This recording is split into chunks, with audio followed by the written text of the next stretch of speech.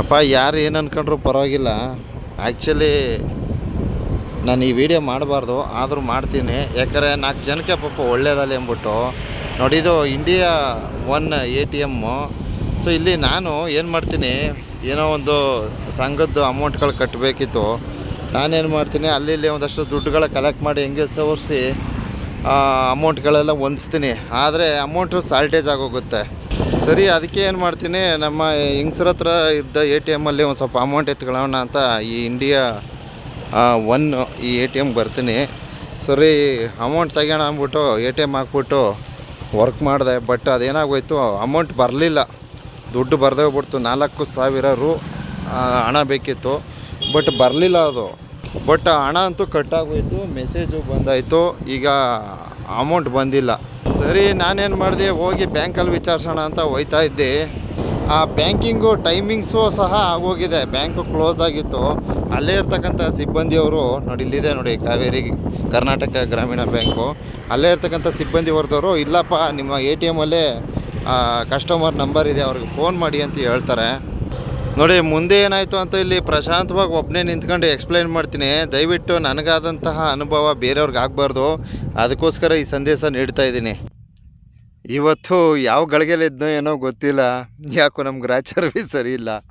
So ನೋಡಿ, ಈ ಥರ ಆಗೋಯ್ತು. ಆಮೇಲೆ ಕಸ್ಟಮರ್ ಕೇರ್ಗೆ ಫೋನ್ ಮಾಡಿ ಅಂತ ಅಲ್ಲಿ ಬ್ಯಾಂಕ್ ಸಿಬ್ಬಂದಿಯವರು ಹೇಳ್ತಾರೆ. ತದನಂತರ ನಾನು ಕಸ್ಟಮರ್ ಕೇರ್ಗೆ ಅಂತ ಫೋನ್ ಮಾಡ್ತೀನಿ. ಬಟ್ ಅವರು ಏನಂತಾರೆ ಅಂದರೆ, ಅಕೌಂಟ್ ನಂಬರ್ ಹೇಳಿ ಅಂತಾರೆ. ಸೊ ನನ್ನ ಅಕೌಂಟ್ ನಂಬರು ಹೇಳ್ತೀನಿ, ಈ ಥರ ಅಂತ ಹೇಳ್ತೀನಿ. ಇಲ್ಲ, ನೀವು ಅಕೌಂಟು ಹೋಲ್ಡರ್ ಯಾರಿದ್ದಾರೆ ಅವ್ರಿಗೆ ತಗೊಂಡೋಗಿ ಕೊಡಿ ಅಂತ ಹೇಳ್ತಾರೆ. ಸೊ ಅಲ್ಲಿ ಹೋಗ್ಬಿಟ್ಟು ನಮ್ಮ ಮನೆಯವ್ರಿಗೆ ಹೇಳ್ಬಿಟ್ಟು, ನಮ್ಮ ಹೆಂಗಸ್ರಿಗೆ ಹೇಳಿ ಈ ಥರ ಹಿಂಗೆ ಅಂತ ಕೊಡ್ತೀನಿ. ಅವರು ಇದ್ಕೊಂಡು ಅವರು ಮಾತಾಡ್ತಾರೆ ಹಿಂಗೆ ಅಂತ. ಅವರು ಕನ್ಫರ್ಮೇಷನ್ ಮಾಡ್ಕೊತಾರೆ. ಓಕೆ, ಗುಡ್, ಮಾಡ್ಕೊಳ್ಳಿ.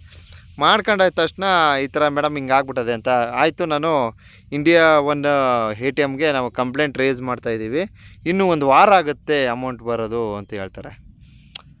ನಮಗೆ ಒಂಥರ ತಲೆ ಕೆಟ್ಟಂಗೆ ಆಗೋಯ್ತದೆ. ಯಾಕಂದರೆ ಎಲ್ಲ ಒಂದು ಅಡ್ಜಸ್ಟ್ಮೆಂಟ್ ಮಾಡಿ, ಏನೋ ನಿಮ್ಗೆ ಗೊತ್ತಿರ್ತದೆ ಇವತ್ತು ಕಾಲ ಹೆಂಗದೆ ಅಂತ. ಈ ಸಂಘ ಸಂಸ್ಥೆಗಳು ಆಳು ಮೂಳು ಅದು ಇದು ಕಸ ಕಡ್ಡಿ ಇನ್ನೇನೇನೋ ಇದೆಲ್ಲ ನಿಮಗೆ ಗೊತ್ತಲ್ಲ.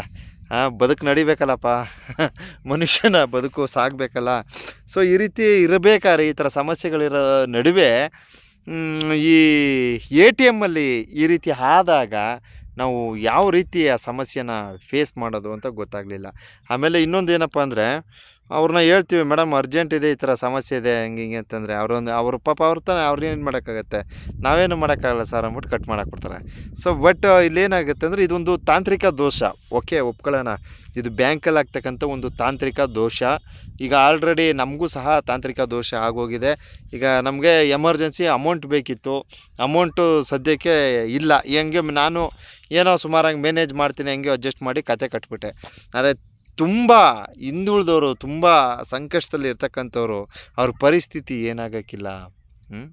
ಅದಕ್ಕೋಸ್ಕರ ದಯವಿಟ್ಟು ನಿಮಗೇನಾದ್ರು ಎಮರ್ಜೆನ್ಸಿ ಹಣದ ಒತ್ತಡ ಇದ್ದದ್ದೇ ಆದರೆ, ಆ ಒಂದು ಸಮಯಕ್ಕೆ ಕೊಡಲೇಬೇಕು ನಾವು ಅಮೌಂಟು ಒಬ್ರಿಗೆ ಅಂತಕ್ಕಂಥ ಒಂದು ಪರಿಸ್ಥಿತಿ ಇದ್ದರೆ ATMಲ್ಲಿ ಅಮೌಂಟ್ ತಗೊಳ್ಬೇಡಿ ಅಂತ ಒಂದು ಸಂದೇಶ ಕೊಡ್ತಾಯಿದ್ದೀನಿ. ತಪ್ಪಿದೆಯಾ? ಒಂದೊಳ್ಳೆ ಮೆಸೇಜ್ ಅಲ್ವಾ? ನೋಡಿ, ATMಲ್ಲಿ ಅಮೌಂಟ್ ತಗೊಳಕ್ಕೆ ಹೋಗ್ಬೇಡಿ, ಡೈರೆಕ್ಟ್ ಬ್ಯಾಂಕಿಗೆ ಹೋಗ್ಬಿಡಿ. ಅರ್ಥ ಆಯ್ತಾ? ಸೊ ನಾವು ಹೆಂಗೋ ಮ್ಯಾನೇಜ್ ಮಾಡ್ತೀವಿ, ಹೆಂಗೆ ಕತೆ ಕಟ್ಟಿದ್ದೀನಿ, ಹೆಂಗೋ ಸರಿ ಮಾಡ್ಬಿಟ್ಟು ಬಂದೆ, ಹಿಂಗೆ ಪರಿಸ್ಥಿತಿ ನಿಭಾಯಿಸ್ಬಿಟ್ಟು ಬಂದೆ. ಈಗ ಏನಾಯಿತು, ನನಗೂ ಅಷ್ಟೇ ಎಮರ್ಜೆನ್ಸಿ ಯಾರಿಗೂ ಒಂದು ಅಮೌಂಟ್ ಕೊಡಬೇಕಿತ್ತು, ಒಂದು ಲಮ್ಸನ್ ಅಮೌಂಟ್ ಕೊಡಬೇಕಿತ್ತು, ಕೊಡೋಕ್ಕೆ ಹೋದೆ. ಬಟ್ ಅಮೌಂಟ್ ಸಾಲ್ಟೇಜ್ ಆಯಿತು. ಸರಿ, ನಮ್ಮ ಹೆಂಗಸ್ರ ಹತ್ರ ಒಂದು ATMಲ್ಲಿ ಸ್ವಲ್ಪ ಅಮೌಂಟ್ ಇತ್ತು, ಅದರಲ್ಲಿ ಹೋಗಿ ಎತ್ಕೊಳ್ಳೋಣ ಅಂತ ಹೋಯ್ತೀನಿ. ಸದ್ಯಕ್ಕೆ ಹಿಂಗೆ ಆಗ್ಬಿಡ್ತದೆ ಸಮಸ್ಯೆ. ಬಟ್ ಹಂಗೆ ಹಿಂಗೆ ಏನೋ ಮಾಡಿ ಮ್ಯಾನೇಜ್ ಮಾಡಿಬಿಟ್ಟೆ. ಬಟ್ ಅದೇ ಥರ ತುಂಬ ಜನಕ್ಕೆ ಇದೇ ಥರ ಸಮಸ್ಯೆಗಳಿರ್ತವೆ. ಆದ್ದರಿಂದ ದಯವಿಟ್ಟು ನಮ್ಮ ಥರನೇ ಸಮಸ್ಯೆಗಳು ತುಂಬ ಜನಕ್ಕೆ ಇರ್ತದೆ. ಆಮೇಲೆ ನಮಗಿಂತ ಇನ್ನೂ ಸಮಸ್ಯೆಯನ್ನು ಅನುಭವಿಸ್ತಕ್ಕಂಥವ್ರು ಇದ್ದಾರೆ. ಅರ್ಥ ಆಯ್ತಾ? ಸೊ ನಮಗಿಂತ ಇನ್ನೂ ತೀರಾ ಹಿಂದುಳಿದಂಥವ್ರು ಇರ್ತಾರೆ ಪಾಪ. ಸೊ ಅವ್ರಿಗೆ ಈ ಥರ ಆಗ್ಬೋದು. ಅದಕ್ಕೋಸ್ಕರ ಈ ಬ್ಯಾಂಕ್ಗಳಲ್ಲಿ ATMಗಳಲ್ಲಿ ತಾಂತ್ರಿಕ ದೋಷ ಆಗ್ತಕ್ಕಂಥದ್ದು ಅದು ಸಹಜ. ಬಟ್ ಇವರು 1 ವಾರ ಅಂತಂದ್ಬಿಟ್ರು, ಅದನ್ನು ನಾವು ಪ್ರಶ್ನೆ ಮಾಡೋಕ್ಕಾಗಲ್ಲ. ಯಾಕಂದರೆ ಅವ್ರಿಗೆ ಇರ್ತಕ್ಕಂಥ ಸಮಸ್ಯೆನ ಅವರು ಬಗೆಹರಿಸ್ಕೊಡ್ಬೇಕಾದ್ದು ಅವ್ರ ಕರ್ತವ್ಯ. ಬಟ್ ಅದನ್ನ ನಾವು ಒತ್ತಡ ಮಾಡೋಕ್ಕಾಗಲ್ಲ ಅವ್ರನ್ನ. ಅವ್ರ ಕೆಲಸ ಅವ್ರು ಮಾಡಿದ್ದಾರೆ ನೀಟಾಗಿ. ಸೊ ನಮಗೇನೋ ತಾಂತ್ರಿಕ ದೋಷ ಆಗಿ ಅವರು ಹೇಳಿದ್ದು, ಅವ್ರು ಕೊಟ್ಟಂತಹ ಕಾರಣ ಏನಪ್ಪ ಅಂದರೆ, ಎಲ್ಲೋ ಸಿಗ್ನಲ್ ಡೌನ್ ಆಗಿರ್ತದೆ, ಆಮೇಲೆ ಕರೆಂಟು ಹೋದಂತಹ ಸಂದರ್ಭದಲ್ಲಿ ಹಂಗಾಗ್ಬಿಡ್ತದೆ ಅಂತ ಹೇಳಿದ್ರು. ಸಿಗ್ನಲ್ ಡೌನು ಮತ್ತು ಕರೆಂಟ್ ಹೋದಂಥ ಸಂದರ್ಭದಲ್ಲಿ ಅಮೌಂಟ್ ಬರಲ್ವಂತೆ. ಸೊ ಇದೊಂದು ಅನುಭವ ಆಯಿತು ನನಗೆ. ಆದ್ದರಿಂದ ನನಗೆ ಒಂದು ಬೇಜಾರು ಏನಾಯಿತು ಗೊತ್ತಾ, ಈಗ ನಾನು ನಾಳೆ ಎಲ್ಲೋ ಹೊರಗಡೆ ಹೋಗಬೇಕು, ತುಂಬ ದೂರಕ್ಕೆಲ್ಲ ಹೋಗ್ಬೇಕು ಅಂದ್ಕೊಂಡಿದ್ದೀನಿ. ಆಕಸ್ಮಿಕವಾಗಿ ಅಲ್ಲೆಲ್ಲರೂ ಈ ಥರ ಆಗಿಬಿಟ್ಟಿದ್ರೆ, ಎಮರ್ಜೆನ್ಸಿ ಅಮೌಂಟ್ ಬೇಕು, ಈ ಥರ ಆದಾಗ ನಾವು ಸ್ವಾಭಿಮಾನಿಗಳು. ಸೊ ನಾವು ಯಾರ ಹತ್ರನೂ ಇನ್ನೊಬ್ರ ಹತ್ರ ಕೇಳೋಕ್ಕೆ ಹೋಗಲ್ಲ. ಈ ಥರ ಇದ್ದಾಗ ಎಷ್ಟು ಸಮಸ್ಯೆ ಆಯ್ತಿದ್ದು ಅಂತ ಒಂದು ಸಲ ಆಲೋಚನೆ ಮಾಡಿದೆ. ಬಟ್ ಅದಕ್ಕೆ ನಾನು ಹೇಳೋದು, ಪ್ರತಿಯೊಬ್ಬರಲ್ಲೂ ನಿಮಗೆ ಎಮರ್ಜೆನ್ಸಿ ಅಮೌಂಟ್ ಮೇಲೆ ಒಂದು ಕಾನ್ಫಿಡೆನ್ಸ್ ಇದು ಬೇಕೇ ಬೇಕು ಅಂತಕ್ಕಂಥ ಆಲೋಚನೆ ಇರ್ತಕ್ಕಂಥವ್ರಾದರೆ ದಯವಿಟ್ಟು ನೀವು ಯಾವುದೇ ಕಾರಣಕ್ಕೂ ಎ ಟಿ ಎಮಲ್ಲಿ ಅಮೌಂಟ್ ತೆಗಿಯೋಕ್ಕೆ ಹೋಗಬೇಡಿ. ಸೊ ಎಮರ್ಜೆನ್ಸಿ ಬೇಕೇ ಬೇಕು ಅಂತಕ್ಕಂಥವ್ರು ಹೋಗಿ ಇದು ಬ್ಯಾಂಕಲ್ಲಿ ಹೋಗ್ಬಿಟ್ಟು ಅಮೌಂಟ್ ತಗೊಳ್ಳಿ ಅಂತ ಒಂದು ಮೆಸೇಜ್ ಕೊಟ್ಟಿದ್ದೀನಪ್ಪ. ಒಂದು 4 ಜನಕ್ಕೆ ಒಳ್ಳೇದಾಗಿ ಆಗುತ್ತಿದ್ದು, ಒಂದು 4 ಜನಕ್ಕೆ ಒಂದು ಉತ್ತಮವಾದ ಮೆಸೇಜು ಅಂತ ತಿಳ್ಕೊಂಡಿದ್ದೀನಿ. ದಯವಿಟ್ಟು ಒಂದು 4 ಜನಕ್ಕೆ ತಲುಪಿಸಿ ಅನುಕೂಲ ಆಗಲಿ. ಸೊ ಈಗ ನನ್ನ ಹತ್ರ ಇದೊಂದು ಅಮೌಂಟ್ ಕಟ್ಟಾಗಿರೋ ಸ್ಲಿಪ್ ಇದೆ, ಹಾಗೆ ನನಗೆ ಮೆಸೇಜ್ ಬಂದಿರೋದು ಅದು ಸಹ ಇದೆ. ಹಾಗೆ ನಾನು ಅವ್ರ ಜೊತೆ ಮಾತನಾಡಿರೋದು ಇದಿಷ್ಟು ನನ್ನ ಹತ್ರ ಎವಿಡೆನ್ಸ್ ಇದೆ. ಇಷ್ಟು ಬಿಟ್ಟರೆ ಇನ್ನೇನು ಇಲ್ಲ. ಸೊ ಯಾವ ಬ್ಯಾಂಕು ಏನು ಬ್ಯಾಂಕು ಅದೇ ಈಗ ಹೋಗಿದ್ನಲ್ಲ ಕಾವೇರಿ ಗ್ರಾಮೀಣ ಬ್ಯಾಂಕು. ಬಟ್ ಅವ್ರವ್ರ ಕೆಲಸ ಅವ್ರು ಮಾಡಿದ್ದಾರೆ ನೀಟಾಗಿ. ಸಮ್ಟೈಮು ತಾಂತ್ರಿಕ ದೋಷ ಆದಂಥ ಸಂದರ್ಭದಲ್ಲಿ ಪಾಪ ಹಣವನ್ನೇ ನಂಬ್ಕೊಂಡಿರೋರಿಗೆ ತೊಂದರೆ ಆಗ್ಬಿಡ್ತದೆ ಅಂತ ಒಂದು ಸಂದೇಶ ಕೊಟ್ಟಿದ್ದೀನಿ. ದಯವಿಟ್ಟು ಯಾರೂ ಸಹ ಎಮರ್ಜೆನ್ಸಿ ಅಮೌಂಟ್ ಬೇಕೇ ಬೇಕು ಅಂತಕ್ಕಂಥವ್ರು ನೀವು ಎ ಟಿ ಎಮಲ್ಲಿ ತಗೊಳ್ಬೇಡಿ. ಮಗದೊಮ್ಮೆ ಒತ್ತಿ ಹೇಳ್ತಾಯಿದ್ದೀನಿ, ಬೈಕೊಂಬೇಡಿ, ಬೇಜಾರು ಮಾಡ್ಕೊಬೇಡಿ.